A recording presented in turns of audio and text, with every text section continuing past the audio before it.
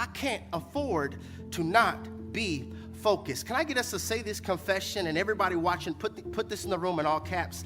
Can I get us to say, Father, clear the mental fog, clear the mental haze, sharpen my focus. I will give you 100. Again, Father, clear the mental fog, clear the mental haze, sharpen my focus. I will give you 100. Not 90, but 100. Not 70, but 100. Not some of me, but 100. Not a part of me, but 100. Not when I feel like it, but 100. Not when my friends say I should, but 100. I will give you 100. Ladies and gentlemen, brothers and sisters, in our foundational text in Matthew, Jesus is really articulating to us 7 profound, perspective-submerged words that we're going to dissect even more as we navigate through our sermonic journey on this afternoon. And those 7 words are, give us this day. Give us this day our daily bread.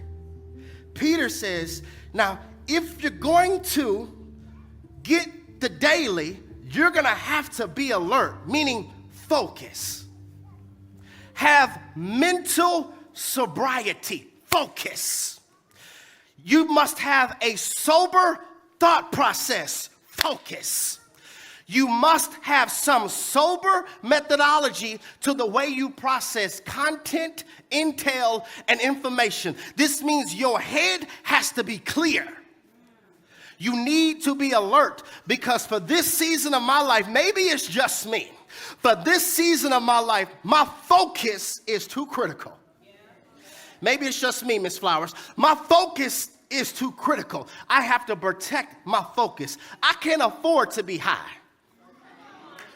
I can't afford to be. My focus is too critical. I have to fight to protect my focus if I'm going to be planted. I gotta focus. I have to focus. I can't afford to be intoxicated with nothing. Not with chronic, not with Hennessy, not with gin and juice. I can't afford to be intoxicated with a wrong pick. I can't afford to be intoxicated with wrong conversations. I can't afford to be intoxicated with counterfeits, because for this season, my focus is too critical. I have to guard and protect my focus. I have to guard and protect my focus. I can't afford to walk around with an unhealed mind, because an unhealed mind alters personalities. Did y'all hear what I just said? An unhealed mind alters personalities. There was a person that you were before the trauma. There was a personality that you had before the breakup. Come here.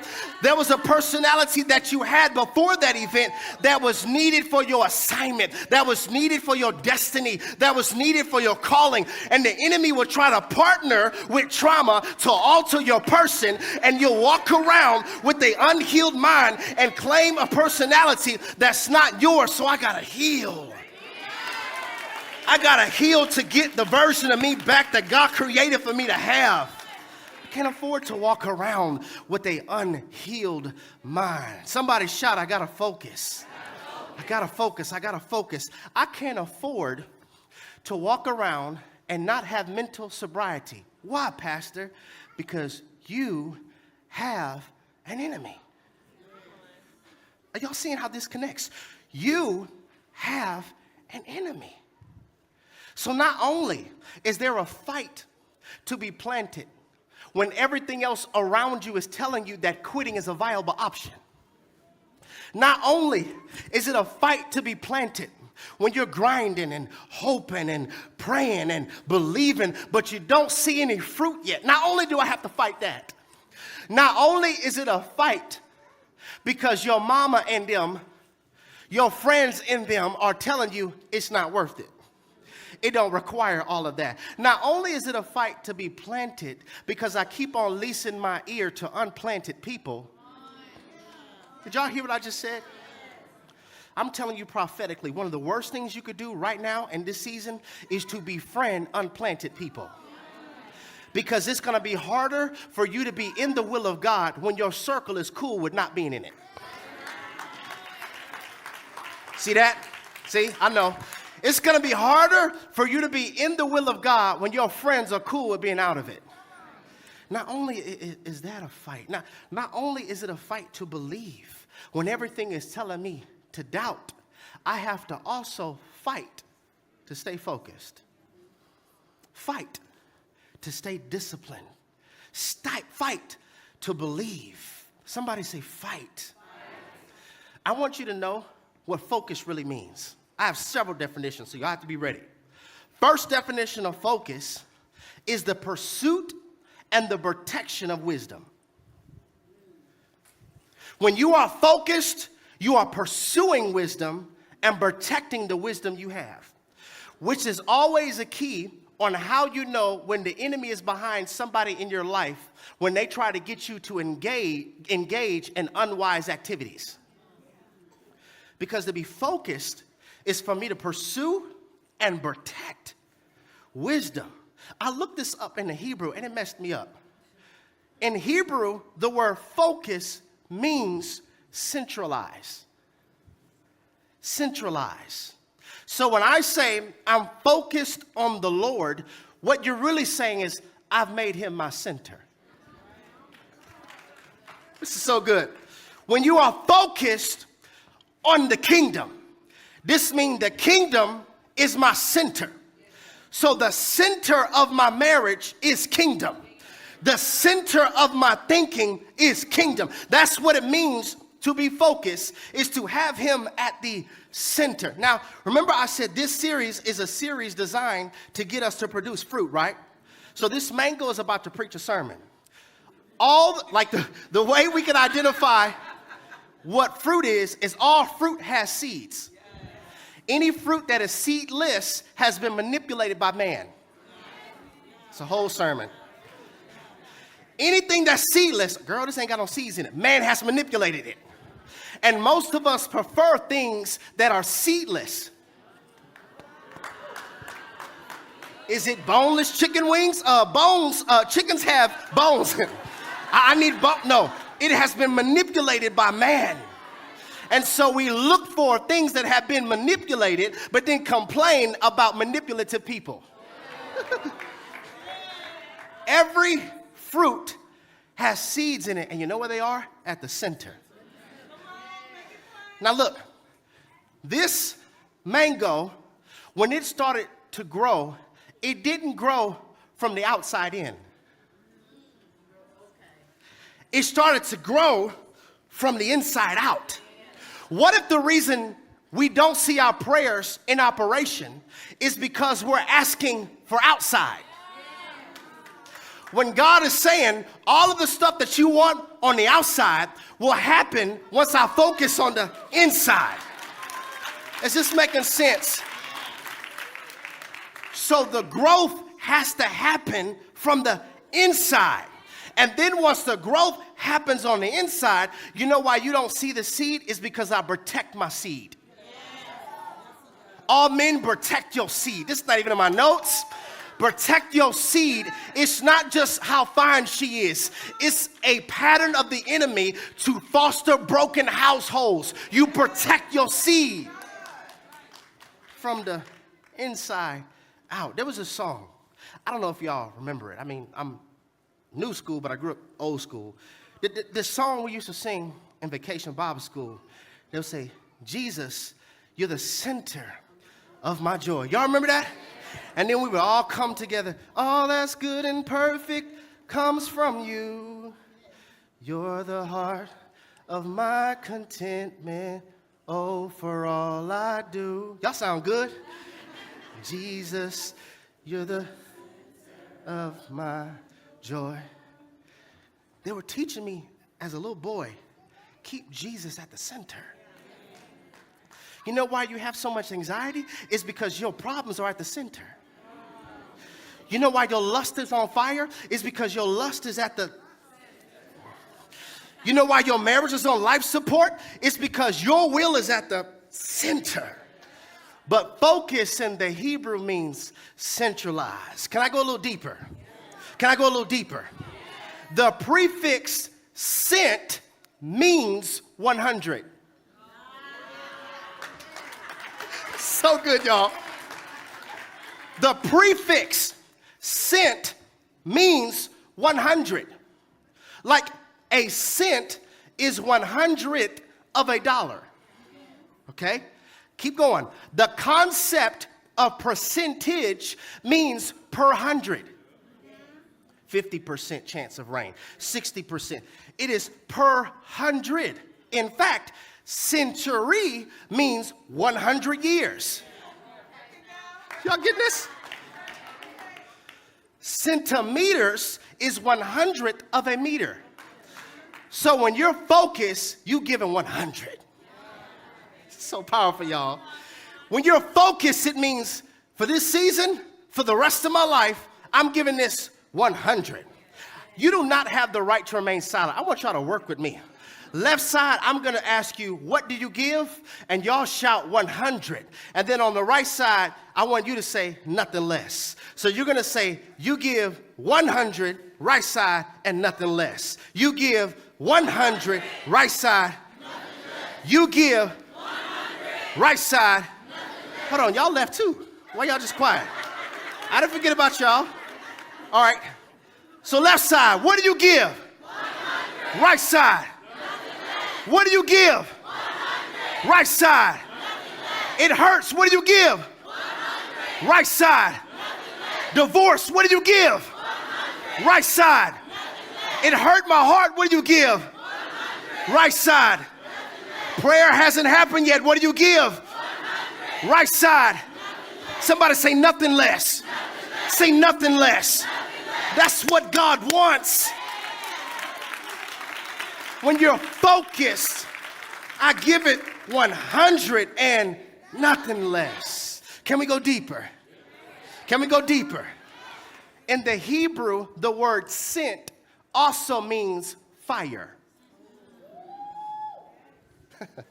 Y'all were just singing, I want to be tried by fire.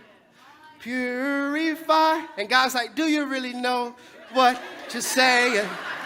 Do you, my child? In Hebrew, focus means fire. Now, as I was studying, I was kind of confused. Okay, I'm not getting the connection. God, help me understand what it is that you're saying.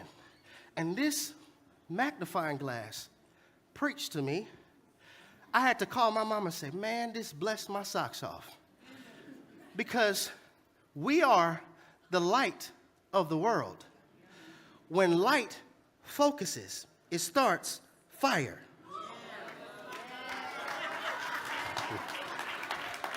Some of us haven't got it yet. If the sun were to shine through this, whatever it's pointing on starts a fire. When God's people begin to focus, whatever they focus on, they'll start to see fire. If you want to grow in your relationship with God, then you have to start focusing, because you're the light of the world. And when light starts to focus, it starts a fire. But it works the same way with evil.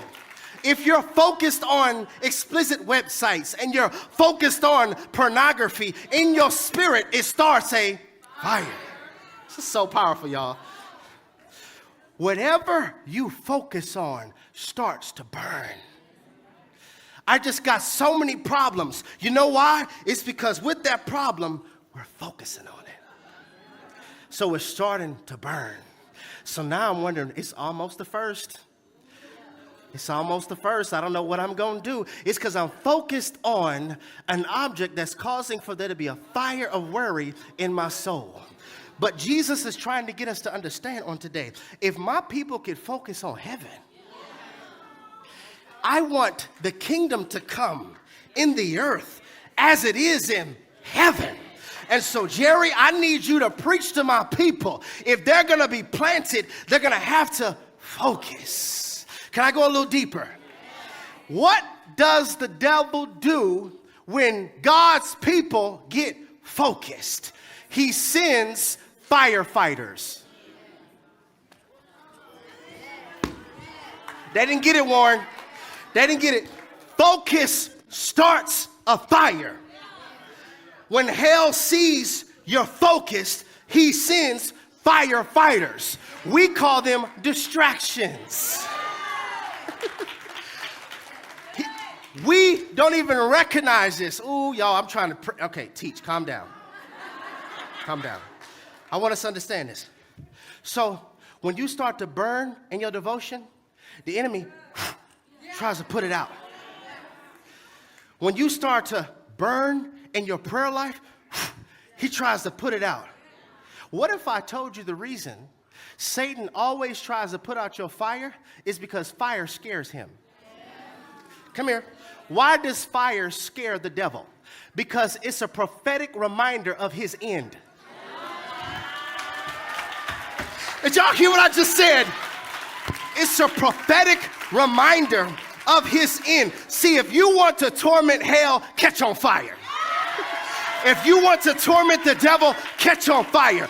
Yeah, but you did this. Yeah, but you gonna burn one day. And you can't put this fire out. Every time a church gets on fire, it scares hell. Every time a ministry gets on fire, every time a daughter gets on fire, every time a son gets on fire, every time our worship gets on fire, every time our praise gets on fire, every time our commitment gets on fire, every time our serving gets on fire, every time our commitment gets on fire, every time our purpose gets on fire, it terrifies hell because it's a prophetic reminder that this is your end.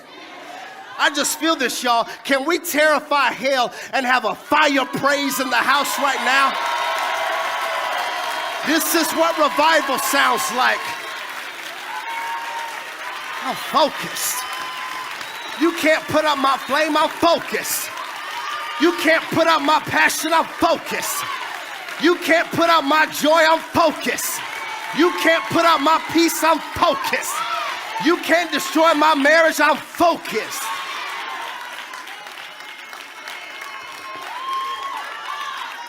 Focus. Focus. Whenever the light of the world, which is you and which is me, whenever we focus, whenever we allow the sun to shine on us, whenever we focus, we start fire. Could you be so tormented in your head because of what you're focused on? Because truthfully, I don't know, does my eye look bigger than this? Look bigger? Look bigger? Doesn't? Whatever you focus on, you magnify. So it looks bigger when you focused on it. Maybe this is why the text encourages us to look to the hills where your help comes from. Because when I focus on my help becomes bigger than my problems. Maybe the reason the text tells us, consider the lilies of the field. If you focus on how God dresses them, maybe that should magnify if he could dress some plants. How much more can he address those who are planted? Somebody say focus. I can't afford to not be focused. So what Jesus is saying is focus is when I'm at your center. Focus is when you give me 100. And the fruit of that is you become on fire. I need you to focus. So you don't have time to be distracted. If y'all only knew how many distractions were trying to hit me and my wife in this church this week alone, and this was coming up in my spirit as all of this stuff was happening. Jerry, you don't have time to be distracted. Your focus is too critical. My focus is too vital. Your focus is too momentous right now. In this season, you're going to have to be focused. Not the way that you're expecting God to do things this year. You can't be distracted. Not the way you're trying to heal from what happened. You can't be distracted. Not the way your heart is raging because of all of these withdrawals you have as you're trying to get new routines that are no longer engaging in self-sabotage. You don't have time to be distracted. God is trying to do something in your life, and the enemy is trying to plant something in your life too.